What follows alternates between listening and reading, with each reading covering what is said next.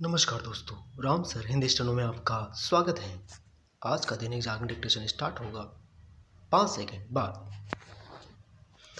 अयोध्या में राम मंदिर के शिखर पर धर्म ध्वजा की स्थापना केवल इस मंदिर के निर्माण की पूर्णता का ही परिचायक नहीं, बल्कि भारत की सांस्कृतिक चेतना का उद्घोष भी है।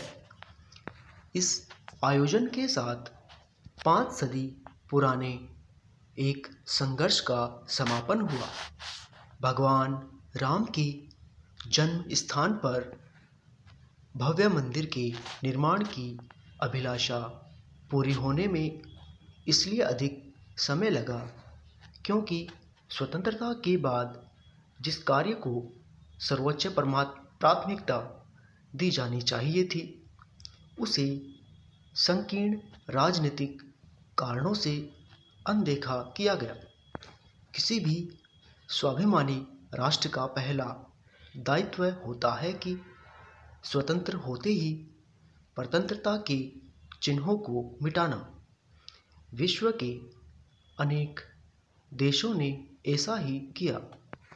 इस मामले में पोलैंड की ओर से रूसी साम्राज्य की ओर से बनवाए गए ऑर्थोडॉक्स चर्च को ढहाए जाने का निर्णय एक मिसाल है। लेकिन भारत छद्मा पंथ निरपेक्षता और सांस्कृतिक विरासत के प्रति गौरव भाव के अभाव के चलते ऐसे मिसाल कायम करने से पीछे हट गया।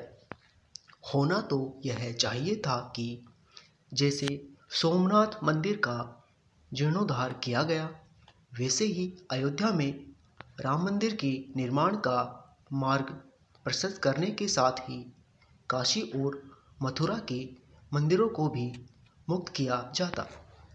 यदि अयोध्या में सदियों की प्रतीक्षा के बाद राम मंदिर का निर्माण हो सका तो केवल इसलिए नहीं कि अंततः न्यायपालिका ने इस विवाद का निपटारा करने का फैसला लिया।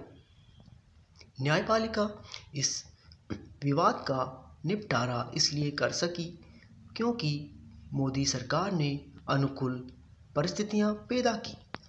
इसके विपरीत पहले ही अधिकांश सरकारों ने ऐसी परिस्थितियों का निर्माण करने के बजाय ऐसे प्रयत्न अधिक किए कि इस विवाद का समाधान न हो सके। इसकी अनदेखी नहीं की जा सकती कि जब सुप्रीम कोर्ट ने भी अयोध्या विवाद पर राष्ट्रपति की ओर से संदर्भित प्रश्न का संज्ञान लेने से मना कर दिया था, यह जब संकीर्ण राजनीति के साथ मैकाले की शिक्षा पद्धति से उपजी उस मानसिकता के चलते भी हुआ, जिससे मुक्ति की आवश्यकता प्रधानमंत्री मोदी ने अयोध्या में भी जताई।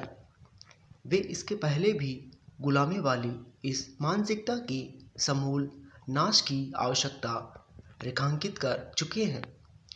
मैकाले की शिक्षा पद्धति के उपजी मानसिकता ने भारतीय समाज को उसकी समृद्ध सांस्कृतिक चेतना से विमुक्त तो किया ही, अपनी विरासत को हीन समझने का आत्मघाती भाव भी पैदा किया।